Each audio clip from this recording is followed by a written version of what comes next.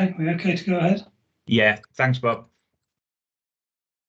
Okay, morning everybody, and as Mark indicated, I'm Bob Blenkinsop, and I'm been part of the team developing the North East Local Skills Improvement Plan, along with my colleague Sean McElveen.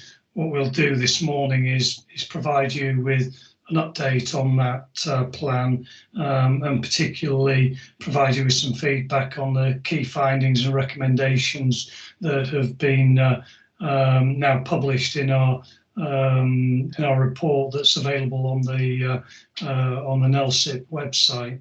But one of the things that we've always been keen to stress throughout the process is that the process is more than just about filing a report. And while that's an important milestone, I think it's really important that we talk about what happens next as well as we move into the deployment phase. And as Mark indicated, I'm delighted that Suzanne Duncan, the principal of East Durham College, is on the call as well, because over the summer, while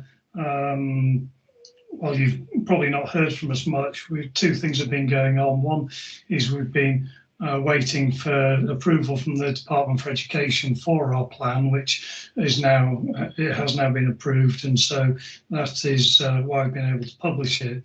But secondly, Suzanne has been leading an effort on behalf of the education and training providers in the region to develop a proposal for a funding opportunity that Department for Education has made available to start to address some of the priorities that we've identified in the plan. So Suzanne will provide an update on that. I should set the scene for that and be clear that the level of funding opportunity won't necessarily be enough or sufficient to meet every priority that we've identified within our NELSIP report. But I think Suzanne and her team have done a great job over the summer developing a really strong proposition that will address a number of the key priorities that we've identified, and Suzanne will have an opportunity to describe that in a bit more detail. There will be scope for Q&A at the end, but as usual, if anything occurs to anybody as we go through, please do just pop a question in the chat, and that'll help us either answer it as we go or at the end of the session. So we've got about a dozen slides or so prior to the Q&A, so plenty of time for interaction. So as I mentioned, the report is now available on the website. We won't go through, for good reasons, all of the detail that's in the report today in the interest of time. We'll try and cover the key points, but I would encourage you to go to the website, access the report. Hopefully you'll find a lot of detailed, helpful information within that report. I hope by now most people are familiar with what local skills improvement plans are, but I put this slide up there, and I'll just briefly cover it in case anybody is new to them. But they are sponsored by government with the intent of bringing employers and education and training providers together to focus on the key technical skill requirements at a post-16 level that are most important for local economy. And there have been 39 of them sponsored around the country.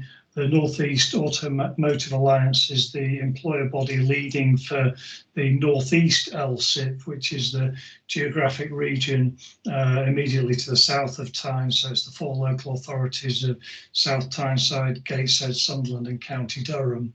One of the things that was clear from a very early stage for us was that those geographies are are relatively artificial in terms of, the workforce, providers and employers and other stakeholders all work across adjacent geographies as well, and we've recognised that in the development. So we've in the development phase of the NELSIP, so we have been working on it in an inclusive way with employers and providers across those the adjacent geographies, and working collaboratively with the North East England Chamber of Commerce, which is the lead employer body for the NELSIPs in the north of Tyne region and also the Tees Valley.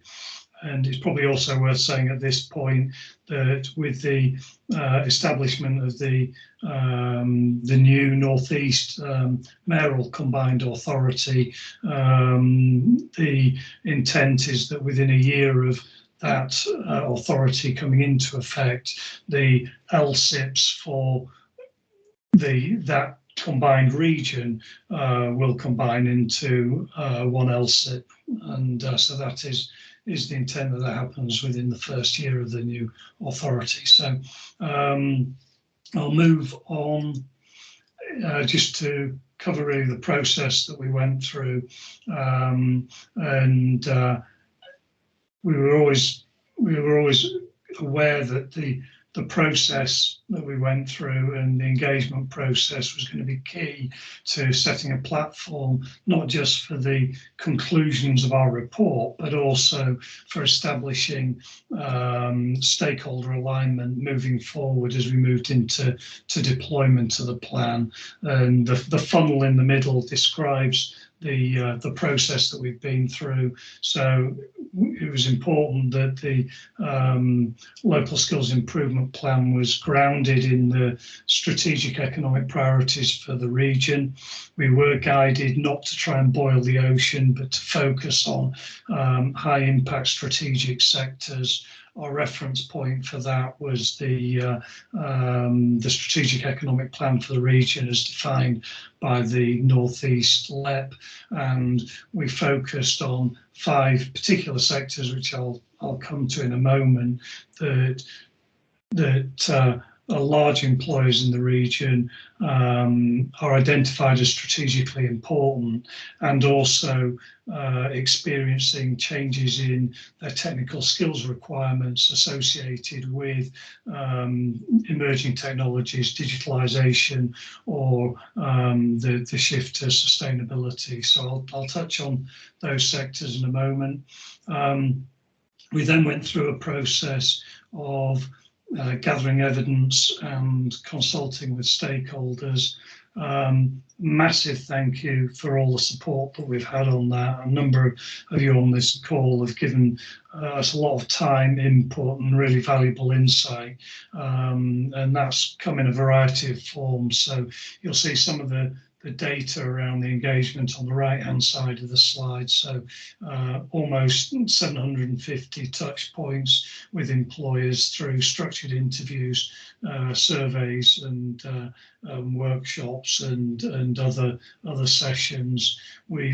It's been very much an iterative process, working backwards and forwards with a lot of provider engagement as well, involvement of other stakeholders, which will have included local authorities, the Department for Work and Pensions, Job Centre Plus, those types of activities. And importantly, you can see we engage with students there, because ultimately, as well as aligning employers and education and training providers, it's important that clearly that there is a proposition both in terms of jobs and careers and learning opportunities that are attractive to students and encourage them to pursue the education and training opportunities that are aligned to the strategic requirements for the region. So that engagement has been really important to us as well. And we've distilled all of that insight and data into the identification of some cross-cutting themes that are applicable across those high impact sectors, and also into some specific actionable priorities that can inform the plan moving forward. So just moving on, I referred to the 5 sectors earlier. They're listed on the left-hand side of the slide. So those with digital, advanced manufacturing, construction, health and health science, and transport and logistics. We won't talk to all of the specific skills priorities for those sectors on the session this morning, really, in the interest of time, but they are detailed at a sector level in the report. I think it's also worth mentioning at this stage a couple of things. One is that we made a deliberate decision that the offshore wind sector, as an example, should be included in the North of Tyne and Tees Valley NELSIP. Clearly strategically important. We did engage with employers in that sector because we appreciated that there's some common skills requirements that are transferable across some of the sectors that were within our scope here. So that was a conscious and deliberate decision. I would also say on transport and logistics, while the work we did confirmed the strategic importance to that, to the region, which I think has been evidenced, particularly coming through the pandemic, the importance of resilient supply chains and ensuring that the geography of the Northeast is connected globally to its supply chain, and also for the onward movement of goods. Highly important strategically, but we did find less requirement for technical skills there. So we viewed that very much as an enabling sector rather than maybe one of the core sectors driving technical skills requirements in the region. In terms of digital, I think we found there's a number of dimensions to digital, and firstly that digital cuts across all of the other sectors, and digital skills are clearly not optional in the workplace anymore. They're critical to the region, they're critical to all of the sectors at all levels. So whether it's processing work instructions and work at an operational level in construction or advanced manufacturing, or the implications of electronic patient records in health, in the health service, clearly at an operator level, an entry level in all of those sectors, critically important. And also the application of more advanced digital skills, key to productivity in these sectors as well, based on computer-aided design, bespoke software packages, the opportunities presented by having increased number of electrical devices in the workplace that can be connected, that drive data, that can drive quality and performance improvement. So clearly, that's a key issue, and historically digital skills in the region have been in relatively low demand to other geographies in the UK, but everybody we spoke to was emphasising the importance of them moving forward. There is another dimension to digital in that there is a digital sector in its own right that is emerging in the region. It's fair to say that the density of the digital sector is greatest actually slightly north of Tyne, and I say so around Newcastle and North Tyneside, but that clearly shouldn't preclude people and learners from within our geography from accessing those opportunities. And indeed, in Sunderland and Gateshead, there is relatively high density of digital skills as well. So there, clearly some specific advanced technical and digital skills required there. Another common theme that we found was that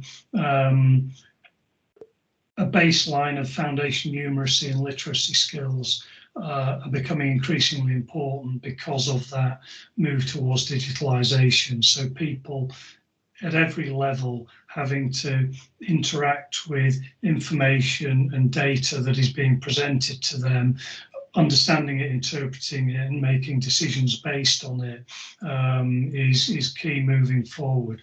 And that's that, and as well as that, they're clearly a passport for people to progress into higher levels of qualifications and better jobs as well. And that's a challenge. It's not a challenge unique to the region, but at the moment within the region, around 30% of those young people entering the workforce every year are entering without a GCSE or equivalent qualification in English and maths. So that presents some challenges, and clearly there's an established workforce who may not have those skills and are going to need those skills moving forward as well. So big upskilling requirement there to enable people to have sustainable jobs and employment moving forward. The third common theme we identified was transferable behavioural skills are really important to the application of technical skills. And that was a theme that came across loud and clear from employers. And these will often be referred to as employability skills or soft skills. The people saying that those are really important, and often people now moving to selection processes based on values and behaviours, because the importance of people having the mindset and the flexibility to adapt to a changing and continuously changing working environment is really important. But also work readiness emerges as a key theme, which isn't without challenge. And what we did see, and it was reflected in our poll of students as well, is that work experience opportunities for young people continues to be a challenge, challenged sometimes by safeguarding issues, safety issues, or the shift to hybrid working that has happened post-pandemic has made it challenging for young people and providers on their behalf to access work experience placements. So there's some tension in that issue of work readiness still, I would suggest. The fourth common theme on this slide, going down the right-hand side, is that it's clear that emerging technologies and sustainability are increasing the importance of higher level technical skills. And this is a really critical area and a constraint to growth at the moment, because clearly the shift to adoption of emerging technologies, particularly that comes with investment in new equipment or new facilities, and particularly when it's being driven by inward investment, is really challenging the region. Some of these level 3+ technical skills around technicians that span, particularly advanced manufacturing, construction, or offshore wind, as examples, have been scarce for a number of years. But as new investors establishing new facilities come, and they don't have the the time to wait for people to complete, 4 to 5 year apprenticeships to get to the level of competence they need, they're putting real pressure on the demand for those scarce skills, and the supply chain of those skills is found wanting, and that is having a particular impact on SMEs who often may find themselves at the bottom of that that supply chain, and some of them will have found it difficult to invest in a supply of those skills, so they won't have a pipeline of succession candidates when they lose their skilled employees. So a real need to increase the supply of those level 3+ technical skills. The last point repeats the point, I think, that this needs to come together into a compelling proposition that attracts people into jobs and careers in those sectors.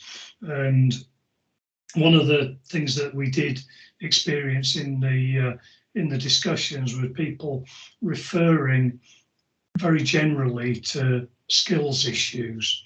And what we found was that those issues weren't necessarily always issues of scarce technical skills. People were just referring to the difficulty they had filling jobs at any level that might not necessarily require technical skills, as a reflection of the tight and competitive employment market. And I think it's not to diminish the importance of those jobs, because many of those jobs are critical to the operations of employers within these sectors, but it often reflects the fact that the employers need to maybe rethink the employment proposition in such a tight and competitive market. And there's no doubt the Northeast, all the data supports the view that the Northeast vacancy growth post-pandemic is stronger than just about any other part of the country. So the region has experienced a really competitive situation, but there does need to be a compelling employment proposition. And allied to that, some of these sectors are battling, legacy perceptions of what employment in them might involve. And certainly I think there's opportunities coming with digitalisation and the sustainability agenda to start to reposition what employment looks like in some of those sectors. But clearly that's going to require a lot of work from employers, employer bodies, and getting that embedded in the careers advice and guidance that that young people are accessing. So I'm going to move on now to Sean to talk through the priorities. One thing I should have missed I should have mentioned on the previous slide was the support that we've had from other employer bodies. So it was important that the work we put together was representative, so we needed to address any concerns that it might just be representing the automotive or advanced manufacturing sector, given the North East Automotive Alliance was the lead employer body. So we have worked closely with a number of other employer bodies, which have included Constructing Excellence in the North East, the CITB for construction. We work with Sunderland Software City for digital. We've worked with NEPIC and others in advanced manufacturing, and the Academic Health Science Network were key to getting us access to employers across the health and health science sector in the region as well. So apologies, I missed that earlier, but we should recognise how important they were in enabling us to get the level of insight and input that we got. So I'm going to hand over to Sean at this point to go through the priorities and next steps. Thanks, Bob. Firstly, I've put this slide in, or we've put this slide in really just as a bit of a signpost. This is a direct lift from the report. And as Bob said, NELSIP was as much about the process as it is about the report. But when you're writing a report, you ultimately have to distill things down to 5 or 6 key priorities, and that's what you see here, the statements relating to those priorities. What sit behind these priorities are probably more important, and I will start to go through those in some detail in a moment, because what they do is they start to unpack a level of priorities at a quite a pragmatic level, and they also illustrate the interchangeability and the interdependency of those priorities as well. So whilst we've prioritised them into 6 priorities, I encourage you to look at the detail in the report, because the detail is sector specific, and it does get to a very high level of action items which we'll be working through, and we'll talk about those a little bit later as to some of those action items being addressed by the LSIF as well. But they will require broader stakeholder engagement for us to manage all of those priorities. So I'll talk through these priorities on the next slide for me, Bob, just to illustrate how they come about. So you'll see those the 6 boxes are the same boxes. They're abbreviated slightly in order to get them onto the slide. And I apologise for the busyness of this slide, but we'll work from the top left-hand corner, and we'll go across, and then we'll go to the bottom left-hand corner, and then we'll go across again. And I've highlighted some of the words in some of the descriptors, and these descriptors are the priorities that are actually detailed in the report. Again, I've abbreviated some of them just so they could fit onto the slide. But they are important in terms of showing the emphasis, and they show the themes that were developed from the input from employers, providers and other stakeholders. And you'll see a lot of these words resonate with some of the words that Bob's used as part of the processes in the previous slides. So number 1 is an important number 1. It became apparent to us as we worked through our discovery phases that digital was at the centre of a lot of the activities that are required to support advancing skills. And we touched on the fact that it's no longer optional, and it's no longer optional at any level. And that includes levels 1 and entry levels, although we had to recognise as part of the report and as part of the jurisdiction of the LSIP that level 1 and entry levels aren't included within the LSIP. So they're outside the scope, but we recognise in the report that they're essential in terms of being able to progress to greater skills. So the digital skills extremely important at the entry level, as well as at the higher digital levels as well. And the need to embed those digital skills in all curricula is becoming increasingly important. I think we also recognise in the discussions amongst all sorts of employers in different levels of companies, different types of companies and different sizes of companies, that it's an emerging skill as well. It's not always apparent to some employees just quite what the digital impact is going to be on their organisation. And we saw noticeably over the last 2 to 3 years in other work we've done in the region that the level of awareness is building quite rapidly. So the digital piece is not only an important aspect, but it's an emerging aspect, and it's an aspect that's going to require quite a bit of awareness building to ensure that businesses are adequately equipped and don't get left behind. And there's a double edge to the digital piece, because it's not only a subject in its own right at the different levels, the base levels and the higher levels, but it's also a mechanism for delivering workplace learning as well, in terms of immersive learning and smart learning. And we've seen from best practice, not only in the UK, but also overseas, that simulated factories, smart factories, learning environments, virtual augmented reality can play a part in learning across multiple sectors. And I know when and Suzanne talks, some of the work that they're doing on LSIP is looking at engaging some of those technologies in very innovative ways of delivering education across health, for instance. So there's some really exciting aspects included within that delivery process. It also provides for flexible and upskilling and reskilling and flexible delivery, which again is an important aspect, because one of the themes that started to come through quite significantly amongst employers is the need to reskill current employees to enable them to be digitally savvy moving forward and to be able for them to do their job. And that was at all levels. So whether it's just interaction with base data on the shop floor or in a warehouse, or whether it's actually complex packages which help professionals at level 4 or 5 do their job. So that digital piece was number one, and we put it number one deliberately because it really does sit at the top of the process in terms of some of the things we're seeing coming through, and is essential to access to some of those better jobs. Again, there's evidence to support, quite strong evidence to support, that those digital skills lead to higher value jobs and higher earnings, which again obviously have a positive impact on the economy within the region. So the digital piece is important. You'll see it in quite some detail in the report, and I encourage you to look at that detail because the nuances are quite common in some respects, but are different in terms of the way they're applied across the different sectors. They also have broader application beyond the 5 sectors that we considered in the first phase, and we're always aware of that, and we'll be looking in the second phase to understand how those digital transferable skills can be applied to other sectors and give broader value across the North East economy. So digital is right at the forefront. Moving across to the second priorities, and the second priority, we talked a little bit about this, about technical skills, is the emphasis came through very strongly that there needs to be technical depth, but there also needs to be behavioural breadth. So it's very important that people are work ready, they have the right behavioural skills to take those technical skills and apply them in the right way. But it is all very, very important that we actually ensure that we've got the right technical skills to support those higher value jobs and higher value work.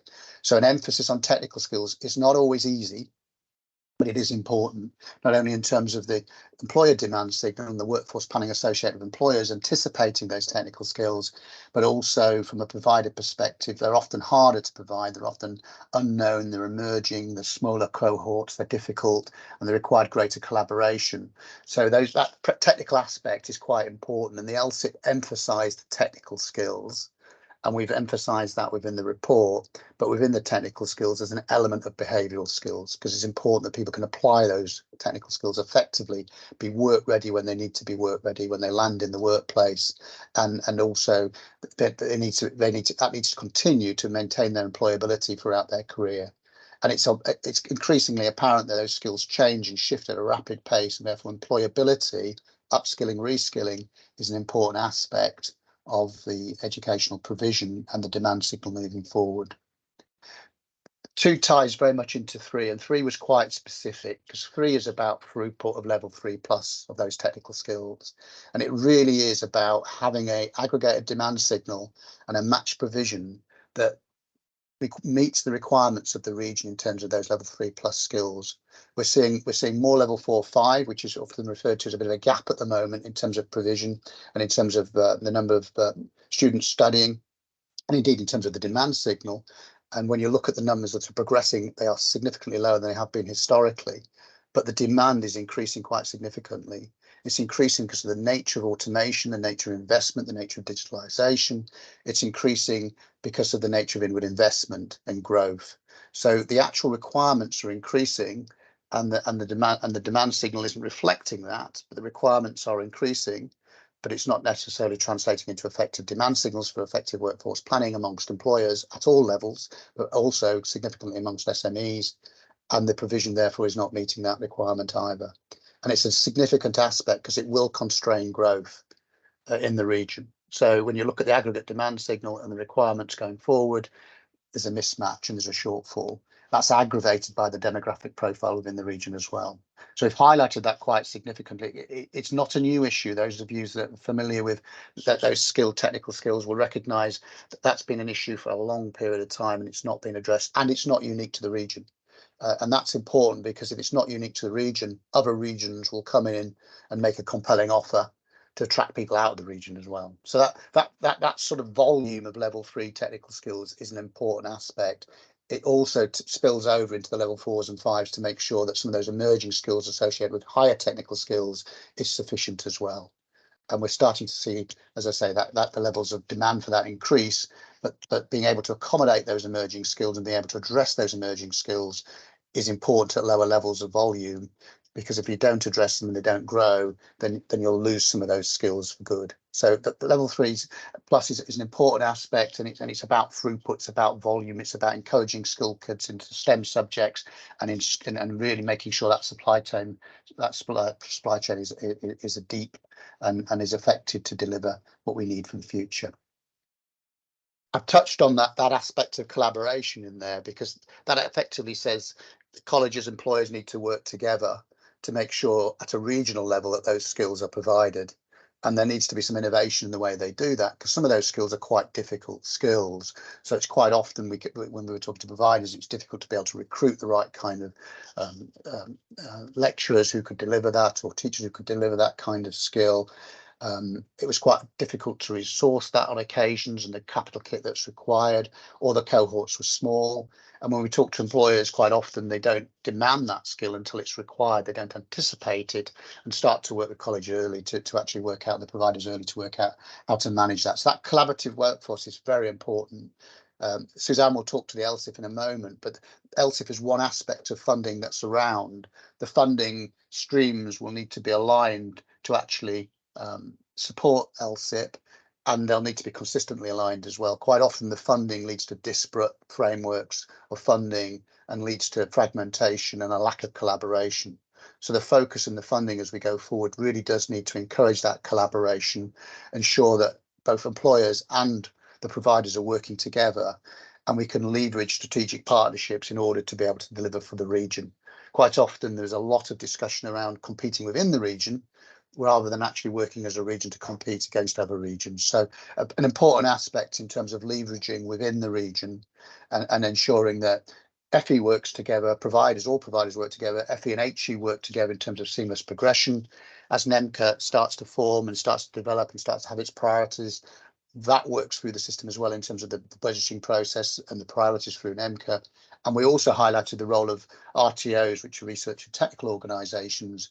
It is clear to us from the work we've done in the region and the work we've done outside the region and the feedback we get from employers and providers, that RTOs, which are the research and technical organisations, can form a focal point to actually bring education together with research and technology institutes as well. An important aspect, because it forms an ecosystem, provides that kind of expertise I talked about before in terms of potential teaching expertise from the research activities as well. So there's opportunities within there. It's an important aspect, and it's focused in the report quite significantly. We used the expression employee focused in the report, which was a slight change from the employer-led emphasis that was placed within the LSIP documentation. And the reason we did that is because we don't think it is employer-led. We think employers need to be part of the process, but it's a combination of things. It needs to focus on the needs of employers, because they're ultimately they're the entities that have the jobs. But we really did focus on the focus aspect of this, and how you translate that demand signal through various gearboxes, including advisory boards, including ERBs, and how we turn that into an effective workforce plan that engages all employers, not just large employers, engages the SMEs as well. Because if the SME demand signal is not in that process, then there'll be a shortfall, and that relates back to level 3. If SMEs aren't demanding skilled people but require skilled people, then there's a shortfall by definition, and SMEs make up a high percentage of the population, the working population. So that workforce planning piece is essential, because that creates the demand signal, it aligns the resources, and it's really important that that they focus around those strategic activities and growth, and they're forecasted within a time frame that allows the process to actually take place, because training people into higher skills takes 2 to 3 years, 3 to 4 years. It's not done overnight. So there's a lead time associated with that. So that employee focus is important.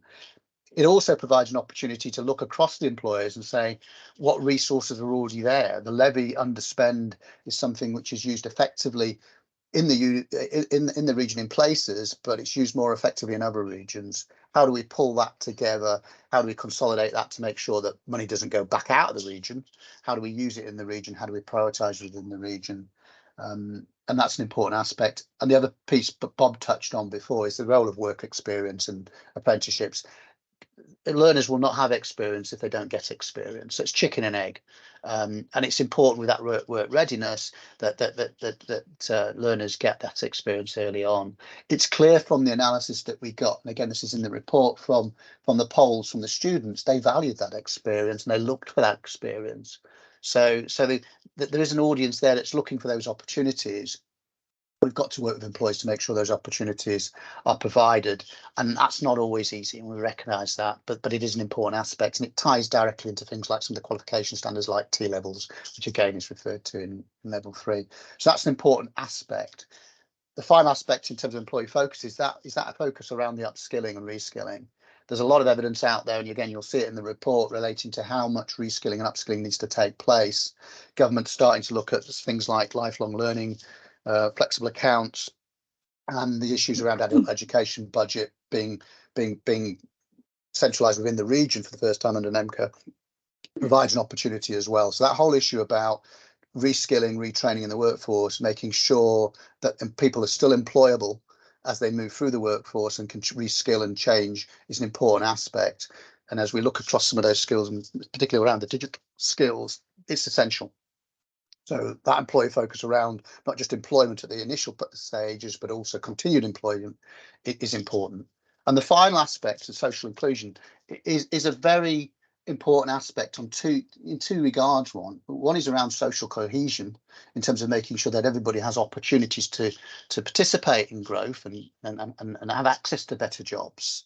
But the other point is one of the sides of the labour market. Labour market's getting tighter and tighter. The demographics of the labour market are changing, and that isn't going to improve. So we need to ensure that the region's got as many people engaged within the labour market with the right qualifications to be able to access the education that's required to be able to access the jobs and fill some of those opportunities and some of those scarce skills. So it's a double issue, and it needs to be addressed more systemically. You'll see in the report, we suggest there needs to be more metrics, there needs to be more measurement around access. And that's all the way through from giving all school children access to STEM subjects and vocational careers, all the way through to looking at underrepresented groups. A lot of the ARBs recognise there are issues within their particular sectors around underrepresentation. We will be looking as we go forward to really clear plans as to how they're going to be addressed rather than just recognised. And that's an important aspect of workforce planning as well, I touched on earlier. Bob talked about level 1 and level 2 basic skills and entry skills. We refer to that quite a lot in the report, although we recognised it was out of scope. We'll continue to refer to that because we'll be looking to some of the stakeholders to address some of that as well. It's outside our jurisdiction, but we do recognise that ultimately education is a pipeline you have to progress through.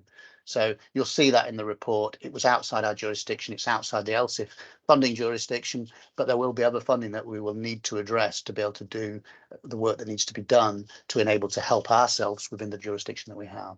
So hopefully that gives you a sort of a high level view. You'll see all of this in the report. The words are very similar, and you'll see a lot more detail sat behind that at a sector level.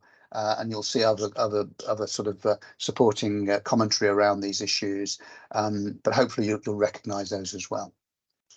So as I talk through this and we talk about shifting, and the next slide sort of emphasises this, we're moving from the planning stages, the analytical stages into delivery.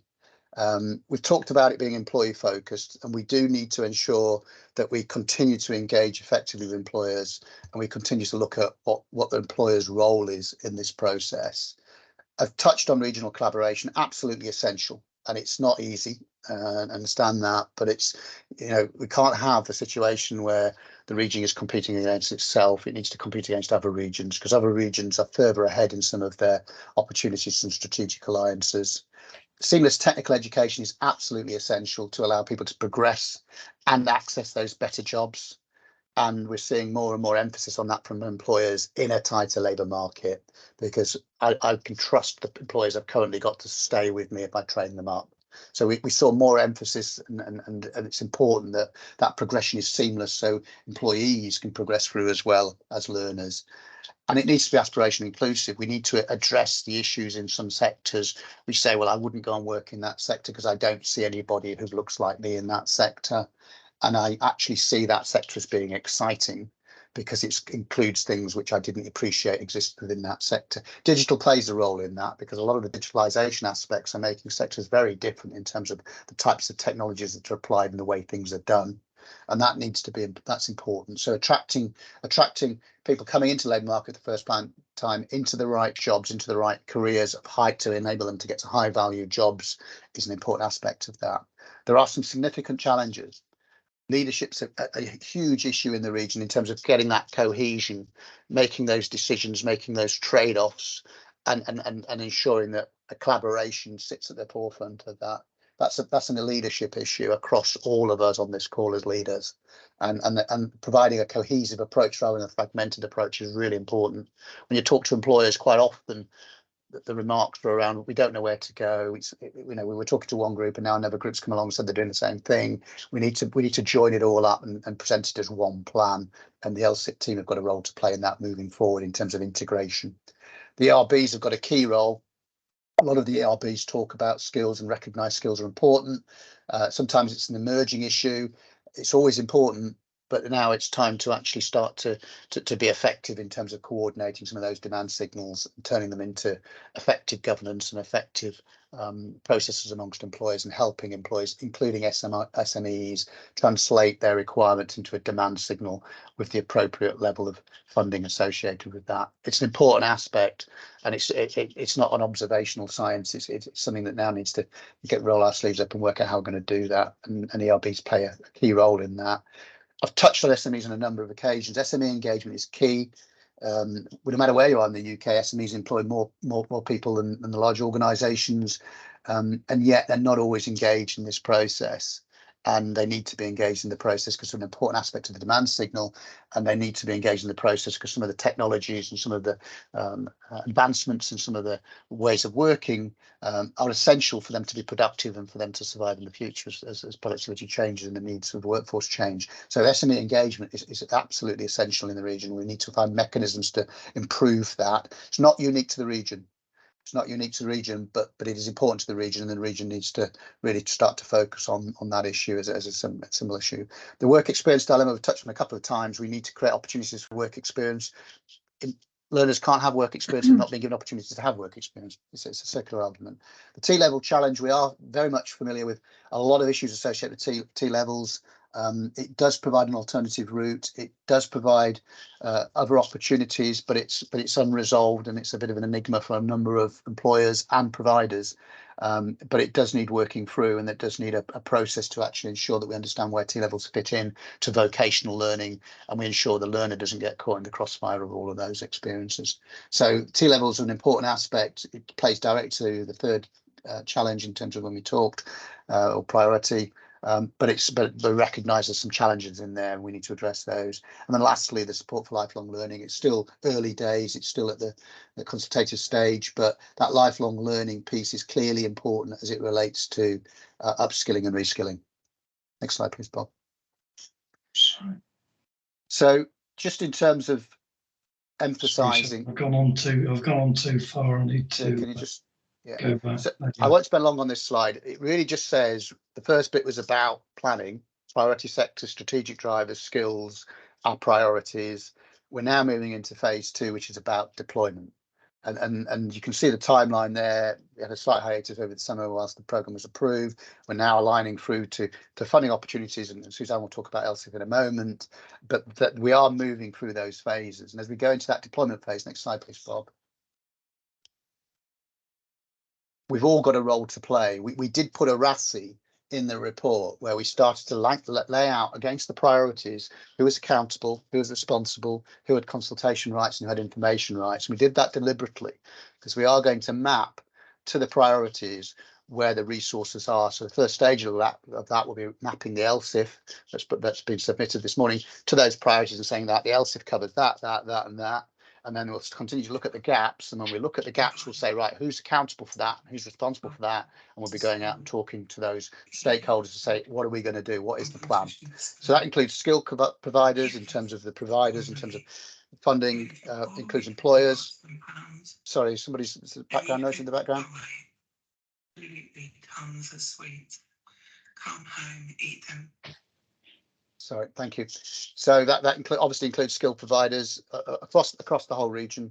Important aspect in terms of delivering the LSIP. Employers have a key role to play. I've emphasised the issue of workforce planning and SME engagement. Government agencies, various government agencies have a huge role to play, and then we've also got the migration to NEMCA during the period as well, which will add a level of focus, but also a level of complexity as that transition takes place. And then lastly but not least, the North East LSIP team will migrate to more of a role around deployment. And that will clearly involve some requirements from the DFE in terms of monitoring against the plan, supporting various options and working through the RASI and managing that process through governance. And Paul Butler and his team will be putting in a revised governance structure which focuses on the deployment of the LSIP as opposed to the actual development of the LSIP. So that's just a brief sort of view as to where we go next and the role of stakeholders. I'd just like to go to the next slide, please. I'd just like to pass over to Suzanne, just to give Suzanne a bit of an opportunity to give you an update of the work that her team's been going on over the summer, and hopefully, again, give you some insights as to the work that's ongoing now in terms of trying to address some of the needs that we've talked about. Thank you, Suzanne.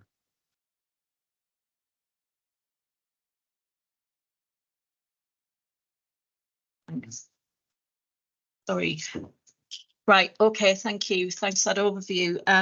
So just a quick summary of the LSIP bid, which went in this morning, literally about, I don't know, 40 minutes ago, an hour ago, maybe. So it's a collaboration of the 7 FE colleges in the geography, 2 independent training providers and the University of Sunderland. And we have bid for 3.7 million from the DFE to improve provision and address the agreed LSIP priorities. And many thanks to the LSIP team who are on the call here for their support in the last few months as we've worked up the detail. I'm going to explain a little bit more about each of the work streams. But, you know, I'm just going to caveat this whole thing by saying that £3.7 million sounds like a lot of money, but it actually isn't enough for us to tackle all of the priorities in the LSIP. But what it will allow us to do is to introduce new resources, capacity, curriculum and skills to address the significant priorities that we agreed on with the LSIP team. Digital is a work stream in its own right, but I think you will realise as I explain what we're doing in each of the work streams that digitalisation is actually embedded throughout. So the funding, if we are successful, fingers crossed, will take us to March 2025, so 2 years of funding. Okay, so the first work stream is advanced digital manufacture, and each of this is the biggest work stream actually. It took the most money of any of the work streams. 1.4 million in total is being spent of the 3.7 million on this particular area of provision. Each of the work streams include the core of developing a careers programme, ongoing employer engagement, so that what we develop as providers is sustainable, has employers' needs at the heart of what we do. And each work stream also includes a programme of CPD and industrial updating for college staff, basically. And I think those 3 things we've heard both Bob and Sean talk about the importance of making sure that staff in providers are skilled and able to teach the latest technologies, for example, that young people are encouraged and have aspirations to join areas of provision where there are skill shortages. And then employer engagement obviously goes without saying is really, really important. So those 3 themes run through each of the work streams. So I won't repeat exactly what we're doing in each of those areas for each of the work streams. What I will tell you is the bespoke curriculum development and the investment in physical resources. So in advanced digital manufacture, we will invest in learning environments to improve our capability to deliver on Industry 4.0 technologies. So we have plans to upgrade a current smart factory and invest in Industry 4.0 technologies aligned to customer skills needs across 7 regional colleges. All of the providers in this bid have an element or part of this advanced digital manufacture. We'll design, pilot and refine 4 curriculum modules to support the teaching of Industry 4.0 knowledge and skills, and they include selecting and using programmable controllers, applications of computer numerical control in engineering, and data analytics and big data. And we'll also design, pilot and refine 2 immersive learning programs in advanced digital manufacturing industry and predictive maintenance for use in partner immersive learning environments via VR headsets to bring Industry 4.0 in action into the classroom, so make it much more accessible. So that's digital manufacture, and then health science. This was around £600,000 of our total bid in this area. And as I said, the usual CPD, careers information, advice and guidance, and employer engagement. In terms of the capital investment, we will invest in our capability to deliver training remotely in order to meet the flexibilities that the NHS have asked us for, but also private sector employers. We'll create immersive learning capability by installing 2 immersive classrooms so that whole learning groups are able to experience the clean room together in a virtual form. And we've actually got some existing clean labs in the region, and we're going to digitalise them to improve accessibility. So in various ways, and sterile cameras will be included in clean labs so that learners can experience and see the process without risking contamination. We'll also design, pilot and refine level 4 curriculum modules, and this is a big request from industry and the NHS to support teaching of high level pharmaceutical production. And will include aseptic manufacture processes, clean room design and behaviours, reducing risk in aseptic pharmaceutical production, legislation, regulations and standards, and maintenance and calibration and quality management. So that's the kind of detail around health science. And then in retrofit and sustainable construction, this amounted to around £830,000 of our total spend. The usual programme of CPD, employer engagement, and careers information, advice and guidance theme in here. But in terms of the capital resources, we'll have domestic EV charging stations, rainwater harvesting systems, solar and photovoltaic technology, battery storage, and we'll also create a demonstrator single-storey timber dwelling, which will be used to showcase the latest technologies for both training purposes, but also for employers to use as well. And then in terms of the curriculum development, we'll design, pilot and refine 6 level 3 curriculum modules around domestic retrofit and sustainability. And then finally, on the essential digital skills for priority sectors. So this was all around addressing the NELSIP priority of embedding basic digital skills and data analytics in level 3 16+ technical programmes. We've allocated around £740,000 of our 3.7 million for this area of work, and we will create an environment that can be used as a kind of regional resource, as a demonstrator for use with employers to demonstrate emerging technologies and digital skills to advance their business. So things like data analytics, cloud, cybersecurity, machine learning, AI. And then in terms of the curriculum and development, we'll design, pilot and refine 20 level 3 curriculum modules to support the teaching of digital skills and contextualise relevant modules to the needs of the priority sectors of construction, health, science and advanced manufacturing. And the types of things we'll include here include data and statistics, data security and compliance, data quality and preparation, data integration, analysing data, Power BI, data literacy, data ethics, and so on. each of the East Durham College is the lead for the whole of the LSIP, but each of the 4 work streams is led by a different college within the collaboration. So Sunderland College are leading Advanced Digital Manufacture, East Durham College is leading Health Science, New College Durham leads Retrofit and Sustainable Construction, and Gateshead College leads Digital. There is a set of KPIs that underpin each of the work streams. And we will be monitored regularly by the DFE in terms of our progress towards those KPIs. So that's it in a nutshell. That's a very whistle-stop tour. I'm happy to take any questions that anyone's got. Thanks, Suzanne. Kim, I see Kim's got her. Yeah.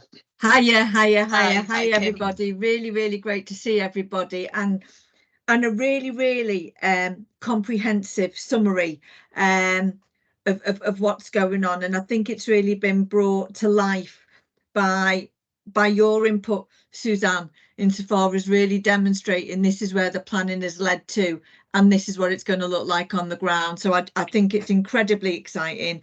It's not so much a question, it's more of a, and those who know me on this call will know I will do this. It's more of a case of just to put my hands up to say, I am delighted that on this call as well is Rebecca Story from the North East LEP.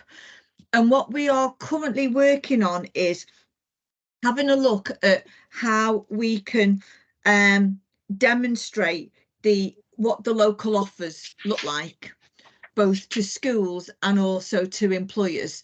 Now, our focus so far, because of where my remit is where can a T level, once you have achieved that T level, take you? And we're very much building upon the IFATE's occupational maps, and we're trying to capture what does that offer look like. Now, Rebecca is currently piloting this for us. So there's a couple of T levels which we're looking at, which really lend themselves nicely to those 4 themes. So this is more of a flag to say, and an ask, can we come out and speak to you about that? It's probably going to be after October now, that's our deadline, to let you know where we're up to, because we would really like to be able to go out to schools and to our employers to say, the T-level industry placement isn't where it ends, it's actually where everything can begin as far as the higher tech agenda is concerned. So it would just be really good, I think, to come and do a bit of a sense check to make sure that what's planned to be delivered is something which we can also reflect in our conversations with schools and also with employers. So that's more of an ask, I suppose. Yeah, but thank you for that. I mean, just to comment on the whole issue of T levels, what you describe is really important, because we did, in our discussions with employers, get a feeling that they didn't quite know where they fitted into their career pathing either. And so the proposition, when we said compelling proposition, they were actually going to have some experience in T levels, which might be at a lower level than they would perceive that level should be at a T level, because they didn't have any inherent skills as well.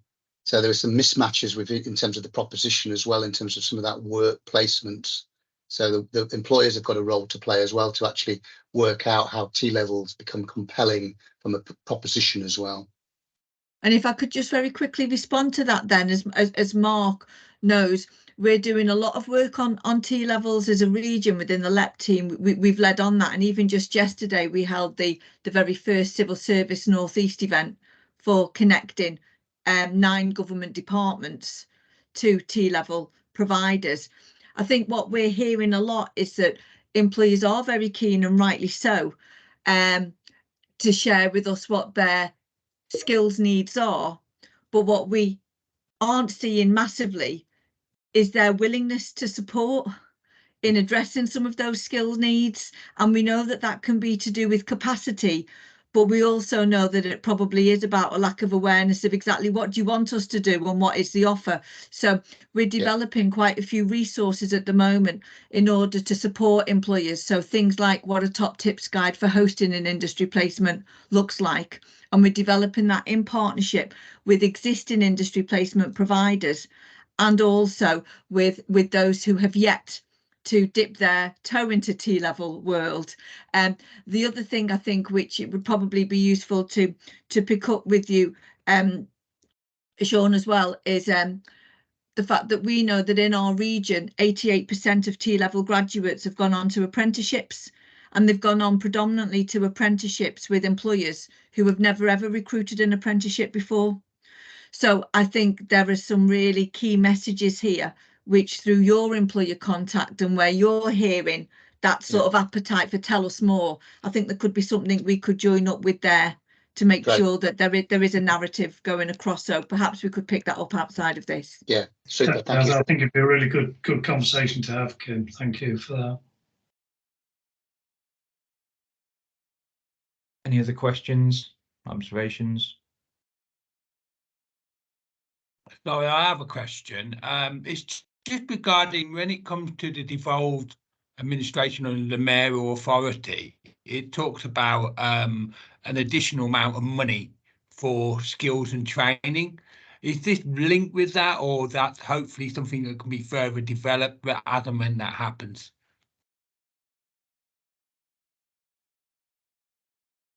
I'll come in on that one if I may.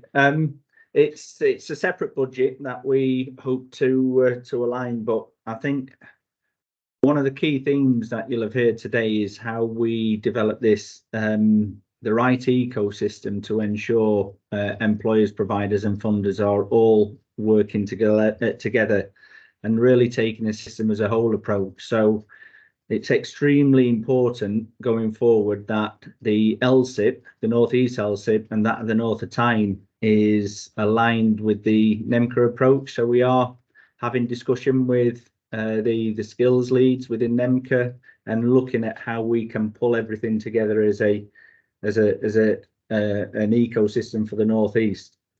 There's lots of activity taking place on skills, and we need to really make sure it's all pulled together. You've got a bottom-up approach through ERBs and the right level of intelligence coming through that then enables the funders and the providers to deliver against what industry truly wants.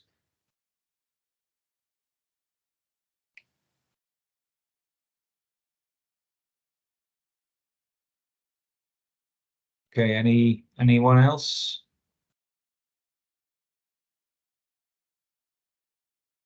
Nope. Okay. Sean, Bob, Paul, anything from you guys? Not from me. I think Sean's had IT issues and dropped off as well. Okay.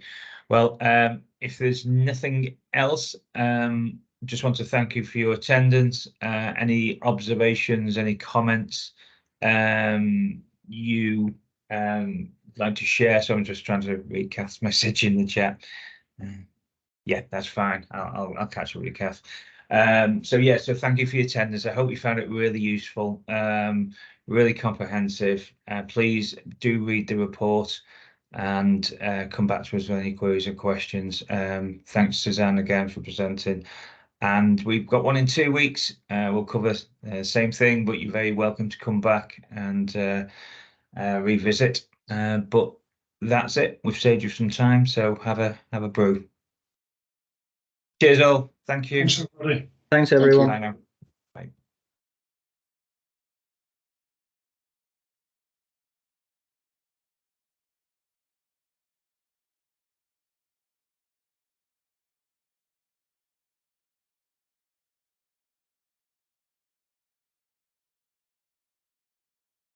Okay. Stop recording, Mark. No, we're still recording. I think it's stopped because I think it